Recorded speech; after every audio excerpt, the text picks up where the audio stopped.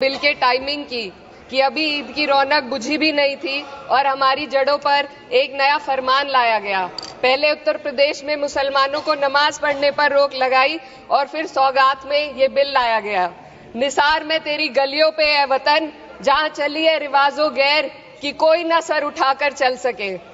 मैं सभापति जी आपको ये बताना चाहती हूँ कि ईद के मौके पर एक विधवा महिला अपनी लड़की के साथ मेरे पास आई और उसने बताया कि वह एक वक्फ की प्रॉपर्टी में रहती है, वही उसके सर पर छत का काम भी करती है और उसकी रोजी रोटी भी वहीं से आती है।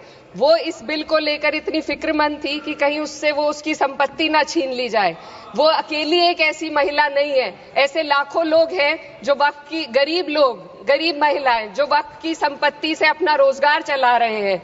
और ये जो वक्फ बाय यूजर क्लॉज के हटाने से लाखों वक्फ की जायदाद अपना स्टेटस खो देंगी और लाखों लोग इसी तरीके के लोग सड़कों पर आ जाएंगे।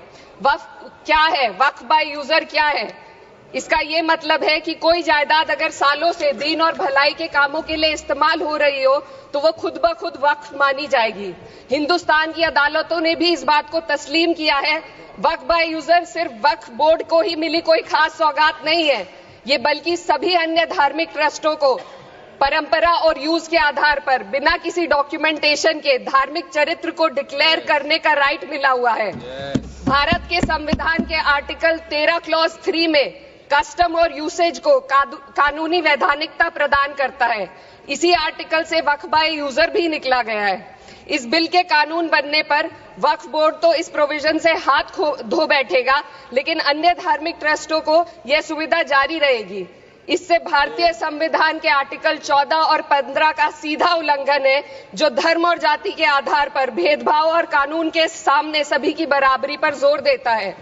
मैं इसके साथ ये भी कहना चाहती हूँ कि सत्ता के लोग जो एक दूसरे की पीठ थपथपा रहे हैं कि वक्फ बाय यूजर का जो अमेंडमेंट इन्होंने दिया उसको एक्सेप्ट कर लिया गया है, लेकिन इनकी शरारत यह है कि उसके साथ ही एक ऐसा प्रोवाइजो इसमें शामिल किया गया जिसके आधार पर यह कहा गया है कि अगर कोई भी वक्फ की संपत्ति विवादित हो तो वो अपना वक्फ स्टेटस खो देगी। तो जो अमेंडमेंट इन्होंने दिया है, जिसको एक्सेप्ट कर लिया गया है, उसका कोई मतलब नहीं है। ये इनकी नीयत है जो साफ जाहिर हो रही है।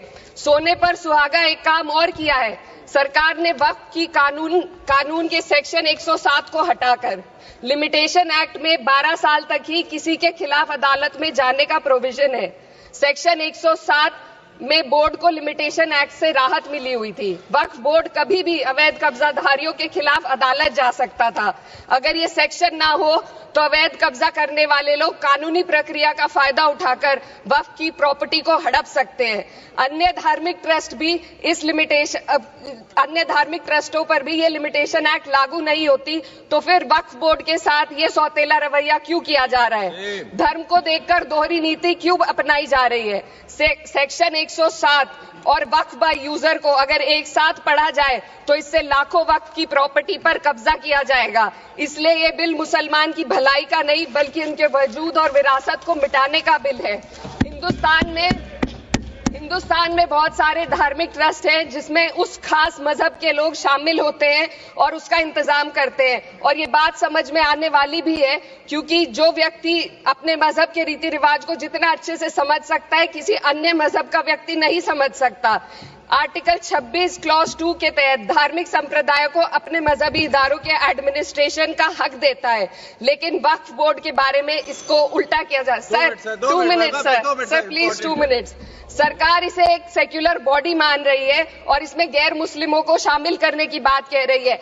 आपके मुंह से सेक्युलरिज्म की बात सुनकर अच्छा लगा, लेकिन अगले ही पल ये भ्रम टूट जाता है, क्योंकि आपको सिर्फ दान देने के लिए प्रैक्टिसिंग मुस्लिम का आपने क्लॉज डाला है, लेकिन बोर्ड में बैठने के लिए मुस्लिम होने की कोई आपकी क्लॉज नहीं है। तो इससे आपकी जो दोहरी नीति है वो साफ जाहिर होती है। ये वही सरकार है जिसने राम जन्मभूमि ट्रस्ट में ये लिख दिया कि जिला अधिकारी भी अगर होगा तो हिंदू होना चाहिए। कोई मुझे बताए कि वहां पर सेक्युलरिज्म का रस क्यों नहीं घोला गया?